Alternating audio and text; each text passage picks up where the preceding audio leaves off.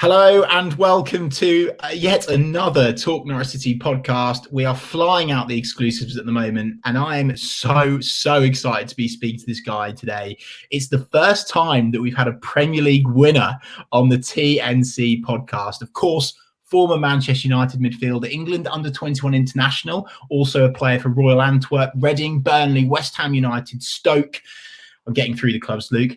MK Dons, Cambridge United, Surrey Town Rangers, and of course, Norwich City. Just 16 Norwich City appearances, but a super interesting tale to tell. Welcome to the Talk Norwich City podcast. Of course, Luke Chadwick. Luke, first of all, thank you so much for coming on today and giving us some of your time. How are things with you? Yeah, all good, thank you. Looking forward to having a chat.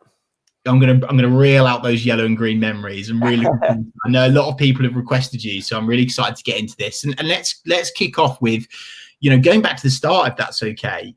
Obviously you're a Cambridge boy. How the hell did you get scouted and end up at Manchester United? Yeah, I was playing for the Cambridge schools team at the time, and believe it or not, scoring loads and loads of goals every week and forging quite a reputation as a schoolboy player. And off the back of that, Man United come and watch me play in a game, played quite well, was invited up for a trial, and at the end of the trial was asked to sign for the club. So it was a dream come true for a 14-year-old boy. And then from that point on, I'd spend all my school holidays in Manchester and go up there every weekend. So it was quite a strange childhood in terms of travelling from Cambridge to Manchester every weekend, but a thoroughly enjoyable one as well. I bet it was, and as a 14-year-old kid especially. And was that the moment that you realised that this was real? Because or did you not really believe that it was going to happen until you signed that contract at Manchester United? Like, what was the point where you thought, I'm a pro footballer? Yeah, I think during as a child, I always assumed I was going to be a footballer, not in an arrogant or egotistical way. Because of where I lived in a tiny village in South Cambridge, weren't exactly a hotbed of fantastic young players. So I was always the best player or stood out a lot. So I just thought that would be the case the whole way through. So when I went up to United, I probably didn't really believe that I'd play for the first team at United, but I never had any doubt that I would play professional football as my chosen career. That's what I'd do. I certainly lauded it up at school, wearing me Man United stuff every day and letting everyone knew that I played for Man United. But it was an incredible time. Oh mate, I'm obviously jealous. It's every kid's dream, and to become a footballer, and also it was at that time especially every kid's dream to play for Manchester United. And obviously we can't do this podcast without talking about Manchester United. What was it like, honestly, rubbing shoulders with the likes of Barthez, Stam, Beckham, Giggs, Scholes, York? The list goes on. What was it like actually training with those guys, being behind the scenes of them? And actually, my question is, who did you learn the most off as a youngster going through the ranks at Manchester United?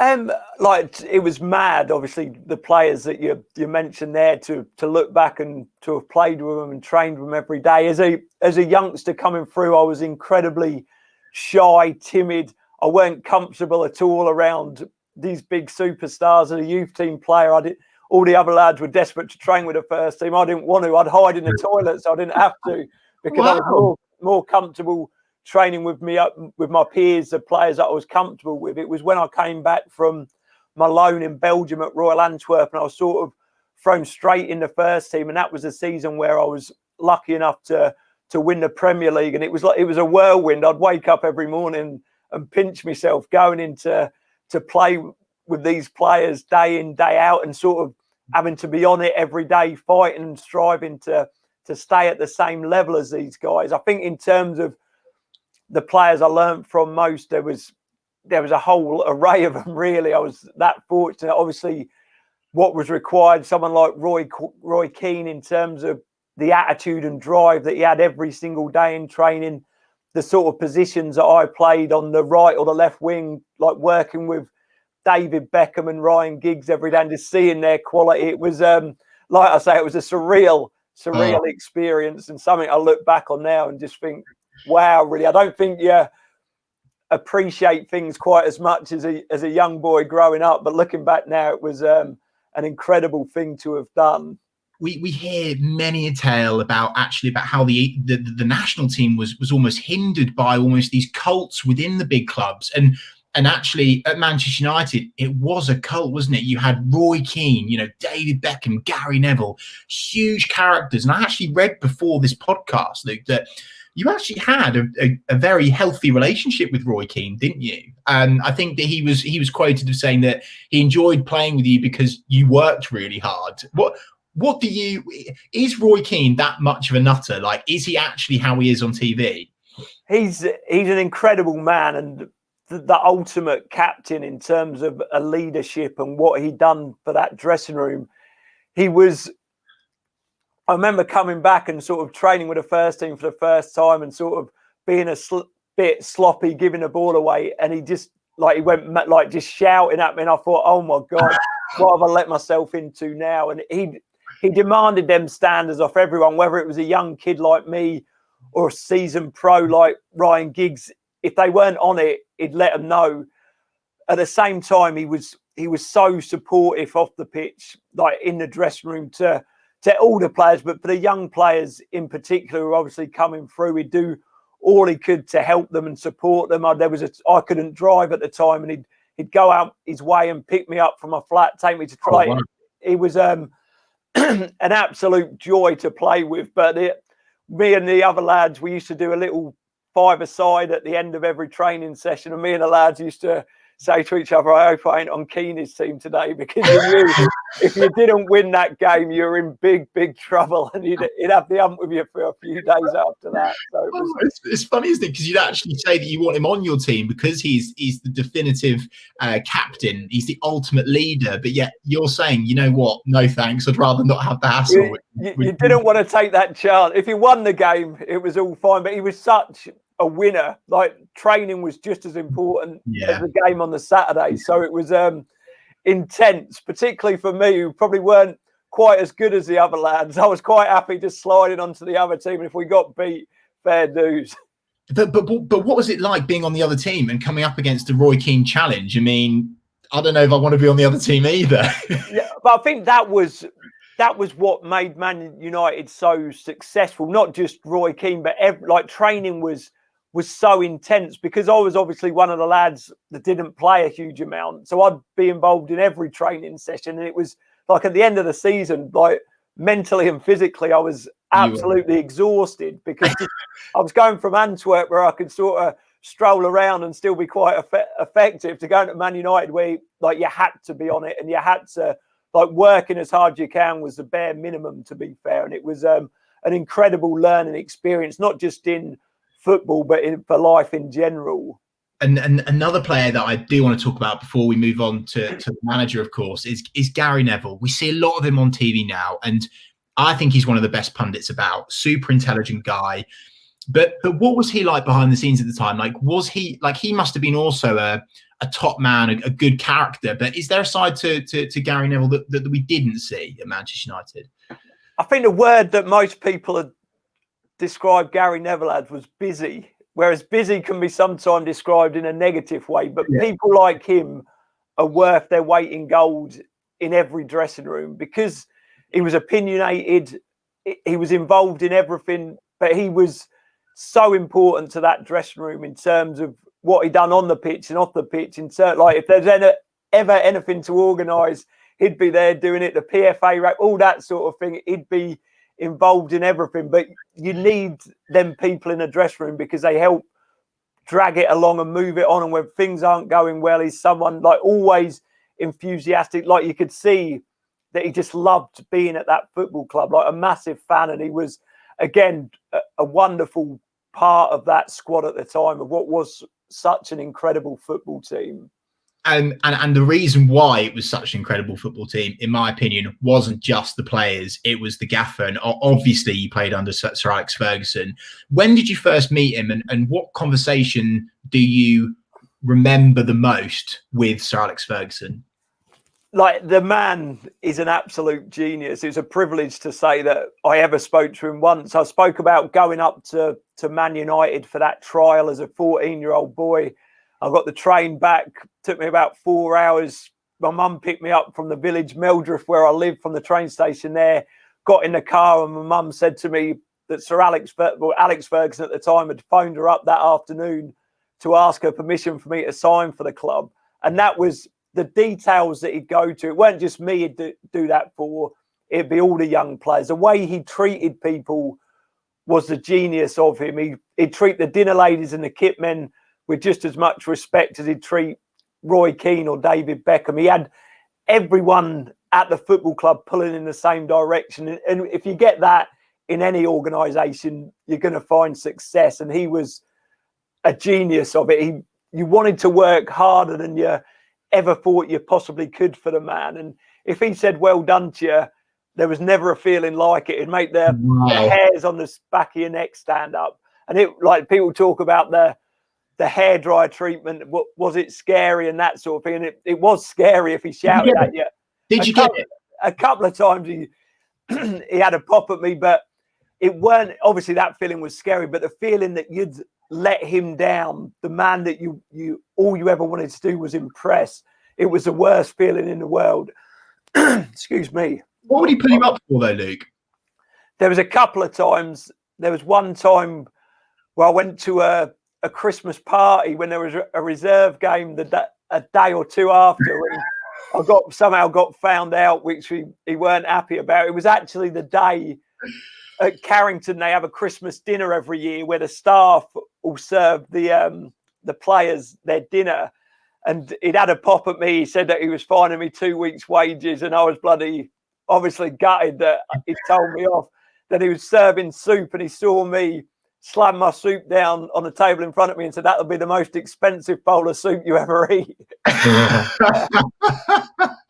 That is absolutely super. Now, Luke, we could talk about United all day, but let's get into what the Norwich City fans want to hear now.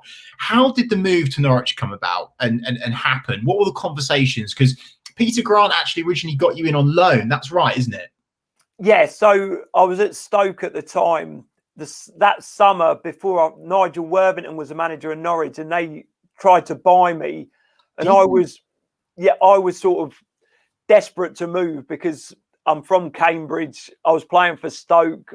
I had a young family that were back in Cambridge, and I was sort of spending half the time in Cambridge, half the time in Stoke. I loved being at Stoke, but it just weren't, from a personal point of view, it was really tough. So I went to Tony Pulis, who had just taken over back over as manager at Stoke, and said, "Look, this is a situation. I'd really appreciate going there." And he said, Tony Pulis is an incredible man. Again, he sort of said that you're a big part of my plans. I've just taken over. I can't let you go because they were short of players and how it had looked to the crowd and whatnot. So he said, "I'll try and look after you. Just do your best for me, and we'll see what we can do later in the season." So I worked hard, played for Stoke. I remember playing against Norwich just before I signed and scoring a goal. And Grant, he had just taken over, and he was Alan Pardew's assistant manager when I was playing for West Ham. So I had a previous relationship with him, had a brief chat with him after the game at Stoke where he sort of said that he was interested. And then the loan move came about. Stoke got some new players in, so it was possible for me to sort of come back down south. And I was absolutely buzzing because Norwich is a local team, a team that I went to watch at times as a kid when Cambridge weren't at home, and sort of massive club that I was absolutely buzzing to sign for. It was like sort of the dream move in terms of a club near me, massive club with high ambition. So it was a great move for me, and I was delighted to come and sign. Did you, I've never asked this question before, and I wonder if you remember it. Did you have an initiation at Norwich? And do you remember that? I don't didn't have an initiation at Norwich. The reason for that is probably I came down, trained Friday, Saturday. We didn't stay in a hotel. We went to Portman Road on the Sunday for the game. And then after that, they never see me again. So I was injured after there. So there was never that opportunity to get me. I would have enjoyed that as well because I've got quite a good singing voice. So I would have done. What's your go-to song, Luke? What would it have been? I think it would have been Robbie Williams' Angels. I think I've got that down to a T now. I'll sit away. Luke, now let's talk about that. You've done a brilliant segue bridge there. Thank you for doing that. It's almost like you've done media before. Let's talk about your debut for Norwich City. Of course, it was only against Ipswich Town at Portaloo Road. What were your emotions running onto the pitch in yellow and green for the first time? And of course, scoring a goal to obviously at the time take the lead in the game as well. What was that like? Yeah, I was like it was perfect, really. The first game against Ipswich at Portman Road would have been better if it was at Carroll Road, but to play in such a massive game as my debut and then scoring a goal, fans were singing my name. I'm thinking, what a move. I'm absolutely buzzing to be here scoring a goal. And then it all turned into an absolute nightmare with about 10 minutes to go, where the dream certainly turned sour. Yeah, and that was what I was gonna say to you, Luke. Actually, it was Town fullback Matthew Bates that absolutely had you out. You actually collided with the advertising board, and Peter Grant after that game actually made a point of saying that Ipswich had the advertising board too close to the pitch. Is that true? What happened? It just described that moment, that the original tackle colliding into the boards, and when you were, of course, on the stretcher looking up at the sky. Did you realise in that moment that it was going to derail your Norwich career as much as it did? Probably not at that moment. I knew it was bad because I was in agony. I think I remember. I don't know if I was trying to shield the ball out of play or something, and then the guys come sort of barge me from the back, and I've gone flying off the pitch. I don't remember what I hit or anything like that, but I was sort of winded. When you got that horrible feeling when you're winded and you're trying to get your breath back. So I got my breath back, and I had a problem with my shoulder, and it had come out of joint as well. So I managed to put that back into joint. So I'm obviously in a lot of pain thinking about my shoulder. And then Adam Jury come behind me and said, "Don't look down." So immediately I looked down, and I just see a gaping hole in my knee, and that there was bone visible, and it was disgusting. And then sort of the pain of that hit, and it was agony, really. Then they obviously got me on the stretcher, and while they get me on the stretcher, I'm getting dog's abuse off the Ipswich fans. They're carrying me around the pitch. I remember it distinctly. They nearly dropped me off the stretcher. It sort of span, and I was sort of holding on. My shoulder was in turmoil. It was a horrible, horrible time. And then I got back into the medical room at Portman Road. The doctors trying to stitch up the knee to stop the chance of infection, but the hole's just too wide, and there's no way of stitching it. And I remember I was high on the old gas and air, and then all of a sudden I remember just lying there. I was sat with the masseuse at Norwich, Joe, and I just started crying. I just couldn't stop crying. I just thought the whole emotion of playing my debut against Ipswich, scoring a goal, then ending up here. And I remember then just wheeling me to an ambulance, and I was in Ipswich General Hospital for the next couple of nights because of the worry of infection and that sort of thing. It was a weird injury as well. It was said that the doctors said it was more something that they'd see in a car crash, where legs get in that position and they sort of cut it like that and open up. So it was horrible. I remember I had a couple of nights in Ipswich Hospital. My little lads didn't want to come and see me because they saw the injury on the telly. They showed me, so they were all upset as well. So it was, it was certainly that dream turned into a nightmare over that few days. Where was your head at the week after, and the week after that, and the month after that? Like, I can't imagine just the mental strain that would have put you under. And obviously you've said there, coming off the pitch, you're with the masseuse and you burst into tears, but almost that's adrenaline more than anything, actually, given the gas and air, given the horrible pain you were going through. But what about the period after, Lou? And how did you actually integrate in that Norwich squad? Because you said you kind of didn't. And what was that like? Yeah, it was a tough few months, to be fair, because the swelling on my knee was it was ridiculous how swollen the knee was. And early on, the first couple of weeks, in my head, it was just a cut. As soon as the swelling goes down, I'll be able to go and play again. But it just took forever to get better. And I ended up, I'd hardly go into Norwich because I couldn't train. And obviously I've just signed for the club. And it was, the worst thing about that injury was it wasn't like a cruciate where you've got a time scale and you've got a plan.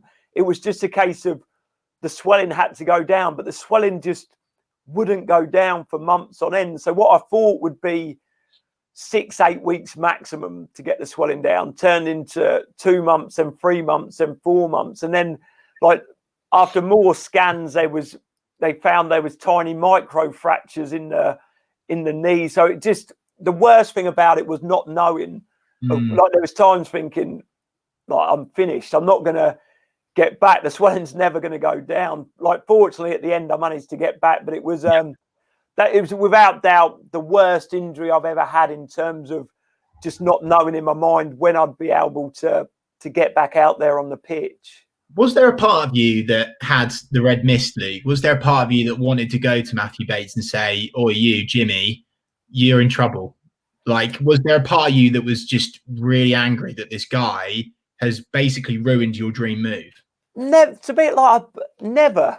I can understand if there was a bit. I don't know. Batesy came to Norwich during the last time I was there. We never spoke about it, but he was like a nice lad. I've never had that in terms of anger. I've never blamed anyone else for what's happened to me. It's just like it's part and parcel of playing football. It's just something I ain't got in me. But I probably should have a bit more of that in me.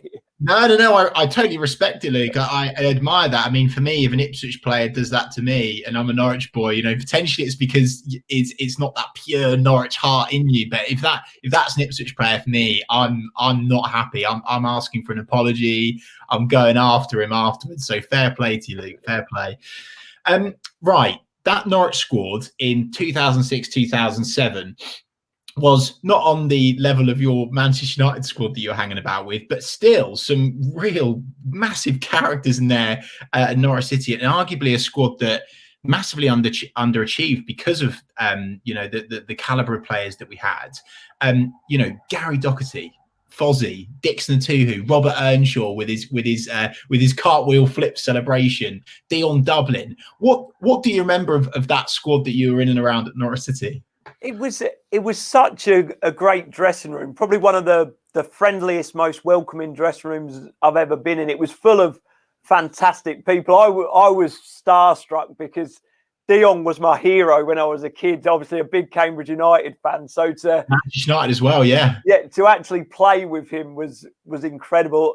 Coming to the end of his career, but still a fantastic player. Like, there were some great players in that squad. Like, obviously Darren Huckabee was there. He was a fantastic, like a legend at Norwich City. The players you mentioned there, some real top players, great characters as well. So it was a real family. Norwich was a real family club. Like, even when I got a bad injury at the start, they still signed. I was only on loan, but they still signed me because that was the agreement before. It would have been well within their rights to say he's injured now, he can go back to Stoke. But the support that myself and family was shown even during that injury was something I'll be forever thankful for. It's a proper football club, and it was a great place to be. Not for me personally on the pitch, but like I'm pleased that I played for Norwich City. I love to hear that. I was going to ask you, about how frustrated you were, but it's very evident that you were, and it must have been more frustrating because of the players that were there, Luke. Like, as you say, your hero Dion Dublin is in that camp. Darren Huckabee is there and is in that camp. And you were you even on the sidelines? Like, were you hanging about at Colney and when you actually eventually integrated in that squad, Luke, was it actually quite difficult to actually get into that group or not? Because you said it was a friendly changing room, but was it friendly? Yeah, to be fair, I did. It certainly helped the many a night out in Norwich City Centre. It certainly built some camaraderie, but it was easy to fit into that dressing room. It was such great characters there. There was no sort of cliques or anything like that. It was one of the, I wouldn't say I've not fitted into any dressing room, but Norwich was, even though I was out injured. And I think obviously there was a certain amount of empathy towards me because I'd come in and got a serious injury on my first game, and I fitted. I was certainly at Conley a lot. Neil, the physio, had me there about 8-9 hours a day, I reckon, in that bloody swimming pool at UEA doing lengths and that sort of thing. But it was a great club, a great set of lads, great staff, but didn't, like you say there, without a doubt, didn't fulfil its potential in my time there. And there's one man that I really want to talk about with you, Luke, which is Peter Grant. Now, a lot of Norwich fans don't look back fondly at his time at the club, understandably so, because we didn't achieve. Of course, he left/got sacked. I think he actually probably left. But I'm sure you could lift some light onto that. What was Peter Grant like? Because you actually had a really good relationship with him, and obviously he wanted you for a while. You knew him from before. So what was he like as a bloke before a manager? What was he actually like? Top man. Like, one of the reasons I signed there, obviously, because of who it was and where it was, but knowing Granty from my time at West Ham, and he's a brilliant human being. I think it was his first job in management, and he was so desperate to do well. I think sometimes that can hinder you to a certain extent, and things never worked out there for him, which was a real shame because of obviously a former player, a really good reputation at the club, and it was a real shame that things didn't work out for Granty. Obviously, the players, myself included, could have done more at the time, but it just never clicked in a way that saw the club had success. But as a human being, I couldn't speak any highly of him. He was a brilliant fella. It's fascinating to hear that. Thanks for sharing that, Luke. And on the 4th of October, you actually left Norwich for MK Dons. Did you think that was the right time to move on? Did you actually think I'm just not going to break in at Norwich now because of the injury, because of everything that's happened? Like, did you want to go to MK Dons? Yeah, I think the time at Norwich, it was such a nightmare on the pitch for me. Every time I'd get a game, I'd get injured again. It just didn't seem to be working there. And I think in my head, I just wanted a fresh start, try and do something different and see how that goes, because it never really, in my head, I just thought it was sort of a poison chalice. Nothing's really working out for me at Norwich. So to try something else, it weren't a case of leaving because I didn't like the club or anything like that. It was for me, and just to try something different. Good. No, that's good to hear, because I wouldn't want any bad blood between you and Norwich City, mate. If you were to look back on your time at Norwich, what sort of emotions come up in your head when you look back at your time at Norwich? I don't like having regrets. I don't like thinking back. I think in my mind, everything happens for a reason. Although I by no means excelled on the pitch and probably let the club down to a certain extent to what I did do on the pitch, I think it made me a stronger person being at Norwich, going through the injury, that sort of the resilience needed to carry on even when you think all hope was gone. So I look back on Norwich with positive memories. I still remember when I was on my crutches, they invited myself, wife and family to a kids' Christmas party at Keane. And I just remember it as a wonderful family football club that I enjoyed playing for, but wish I was in a position where I could have played more and excelled on the pitch. Very good to hear. Very good to hear. And if you were to summarise your career now, because obviously now you've hung up your boots, what's the single moment that you've gone, yeah, that was the proudest moment for me as a footballer? Yeah, without a doubt, it was scoring a goal for Cambridge United towards the end of my career. That was my fantasy. Hang on, Luke. You've lifted the Premier League title at Old Trafford. Yeah, obviously that's incredible. I don't think I played a huge part in. I think if I weren't there, that team probably still would have won the Premier League that season. But at the same time, I don't think as a youngster you don't maybe appreciate things as much. I remember playing football in my garden where I live as from the age of probably 9, well, probably younger than that, from 7 till about 16, because I was a bit of a strange child at 16, still out in the garden fantasising about playing for Cambridge and scoring a goal at the Abbey Stadium. When I actually done it, I remember running off to the crowd and then the lads sort of cuddling me and then walking back to the halfway line. I thought, I'm going to start crying here. And I'm not a hugely emotional person. I thought, I needed to pull myself together. I'd have been crying my eyes out on the pitch against Southport in a blue square Premier game or whatever it was. But that is the thing that I'm most proud of, scoring at the Newmarket Road end for Cambridge. I love that, Luke. And what that says to me is you're a proper football fan. You're not blinded by the glory of Manchester United. You're a Cambridge United boy through and through, and to score for your club was the pinnacle. And I absolutely love that. Luke, on the flip side of this now, you've obviously been through some really tough times over the years. And on the TNC podcast, we've recently spoken to Darren Eadie about his challenges around mental health. We've spoken to Brian Gunn about the loss of his daughter. And one of the things I'd like to speak to you about, if it's okay and you feel comfortable enough to do so, is I want to talk to you about the fact that you've taken a lot of stick for your physical appearance, and you've been quite public about that, which I really applaud you for. How did that make you feel, and when did that start happening? Because I think it was at Manchester United I read that all started to come about, and at the time mental health probably wasn't talked about. So how did you cope with having the mickey taken out of you for your physical appearance? Yeah, well, it was very hard stage of my life. It was when I first broke into Man United team, obviously started getting more attention, and I weren't comfortable with that really. I was quite naive into the fact of what a footballer was. All I ever wanted to do was play football and be a footballer. I didn't ever really wanted to be famous. I weren't really that comfortable with people knowing who I was when I walked around the streets and that sort of thing. And it was, I didn't want attention. So when I got attention, the attention I got was around my appearance and the way that I looked in the media, on TV shows, etc.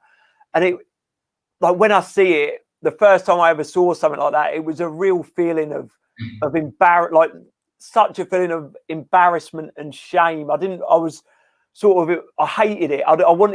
Didn't want anyone else to have seen it. I just hated the feeling of people laughing at me. There was obviously nothing in my mind that I could do to fight back. The way that I was back then as a 19, 20-year-old boy, I wasn't emotionally intelligent enough to talk about my feelings and say that, like, this ain't right. It's making me feel so bad. And at the same time, I thought it was my fault. It was my problem, because it was such a childish thing, that, like, talking about my teeth or spots on my face. Like, why is this upsetting you? Why is it making you feel so bad? So I was a really sort of mixed up young man who didn't know how to deal with it. So just kept it all inside and never spoke about it to anyone, whether it be teammates, friends, family. If anyone said anything, I'd sort of laugh along with it, saying, "Oh, don't bother me." When inside it was a horrible feeling, really. Do you actually think, Luke, you'd go as far as saying that actually really affected your career? Because keeping that inside you for that many years is horrible, mate. Yeah, I wouldn't say it affected my football career in terms of football was the release. Football was sort of the getaway. When I was playing football, all that mattered was football, because I loved it. All I ever wanted to do was play football. I'd say where it did negative affect me would be obviously at Man United at the time. It should have been the best time of my life on and off the pitch, but it sort of caused huge anxiety to the fact where I was obsessed of not going out the flat unless it was to football, because people would point at me and laugh and shout things at me in the street, when in reality, I'd like to think that probably wouldn't happen. But my whole mind was obsessed with that fact that I was just someone to laugh at. It weren't about what I was like as a footballer, whether a good one or a bad one. It was just purely about the way that I looked on the outside. Thanks for opening up about that, Luke. I really appreciate it. I think it's, all strength to you, and this will give strength to a lot of people. And one of the things that I really wanted to ask you to make sure our Talk Norwich City viewers get even more value from this podcast is, what would you say to youngsters that are getting grief about the way they look now? And what would you say to people that look in the mirror and aren't content with the way they look? Like, what would you actually say to them? How do they handle and cope with those feelings around their physical appearance? I think the best way to deal with things is to sort of understand your feelings, and talking about your feelings to someone else. It's such a huge weight off your shoulder when you open up and talk about it. But don't get me wrong. I know that me saying that or anyone saying that doesn't make that any easier. It's easier just to say, just talk about your problems. If someone had said that to me at 19, 20, it would have made a blind bit of difference because of the way that I was. I think it's just sort of that first time you do it, even if it's just talking to yourself in the mirror in a positive way, and then getting the courage up to talk to someone else. Because like anything in life, once you've done something once, or however awkward or strange it feels, it gets easier the more that you do it. So the advice that I would give would obviously be talk about your problems, but that isn't going to help a huge amount unless you can bring yourself to do that. But it does, once you are prepared to do that and you do that continually, it does get easier, and it is such a relief and such a weight off your shoulders. Yeah, no, brilliant, Luke. I couldn't agree more. What the hell are you up to these days? Now you're not playing. What are you doing with your life? So at the minute, I'm involved in an organisation called the Football Fun Factory, which, as the name suggests, is around football being fun. It's programs for children between 2 to 12 years old, and it's a real rewarding role. We're not a development centre. We're not getting players into academies or anything like that. It purely is just around kids that are having fun, boys and girls of all abilities, and using football as a vehicle to develop positive life skills like teamwork, communication, sportsmanship, even more so than helping them score a goal with their left foot or an overhead kick or anything like that. So it's something completely different to I've ever done before, obviously spending my whole life in professional football, but something I'm really thoroughly enjoying at the moment. Absolutely love that. Where do you want to go in the future, Luke? Like, do you see yourself as a Russell Martin, for example, becoming a manager at MK Dons? Do you think that you'll become a manager one day, or are you happy where you are? Where do you want to go? What do you want to achieve for the rest of your life? Yeah, I'm not interested in being a manager, really. I think it was a real struggle for me when I finished football in terms of that acceptance of you're not a footballer anymore, sort of knowing where I stand in the world and what do I do now in my time, and sort of fell into coaching. Done all my coaching qualifications, ended up working at a professional football club within the academy. But it should have, in my mind, that's what old footballers do. They just become coaches. And I didn't love it. I look at some of the coaches and they absolutely love coaching. I'd get sick of the sound of my own voice shouting on the side of the pitch. So to be completely honest, I'm happier I've loved my journey in professional football and I'm so grateful to do it. But I feel happier like stepping outside of that bubble, stepping outside my comfort zone and trying to do different things.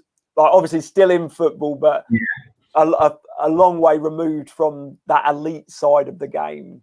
Focusing on fun, not taking it so seriously. Luke, lastly, there's thousands of Norwich fans watching and listening to this all over the world right now. We're very blessed to have such a fantastic community here. Do you have a message to those Norwich fans that chanted your name at Ipswich on your debut?